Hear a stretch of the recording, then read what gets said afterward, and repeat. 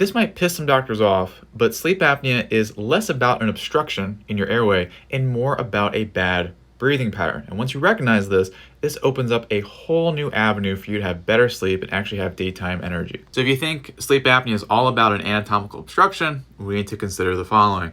One, if you're ever getting surgery, they will look at this here. They'll try to figure out, what is your score? Are you a 1 or a 4? If you are a 3 or a 4, that usually means sticking a tube under your throat under anesthesia is going to be somewhat difficult. And that's about 60% of people will have an airway like that, not very good. But that only 10% of the population has obstructive sleep apnea. If it was only anatomy, they would be pretty much just two circles on top of each other. Here's another study where they looked at obstructive sleep apnea and airway dimension. They tried to figure out, hey, if we look at the airway, what separates people with mild sleep apnea versus more severe type?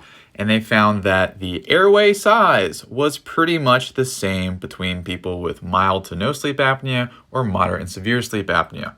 And then the very last piece is that surgery typically has a cure rate of about 50%. If it was just an obstruction, it would be like 80, 90, 100%. So here's where the breathing pattern comes in. So what they found way back in the day, you breathe too fast, this will lead to apnea at night. Now how it works is if you have a faster inhale, this will pull the tongue and other tissues towards the back of the throat and block it off. Now don't get me wrong, I'm not saying that like addressing anatomy is going to do nothing. What I am saying is that a big missing piece of the puzzle is that breathing aspect. So if you get your breathing nice and slow, regular at night, it allows your airway to remain open, to allow a lot of good things to happen. Now, if you want the fastest path to that, if you want that tailored to you, simple, step-by-step, and getting our guidance along the way, go to apneareset.com/thrive.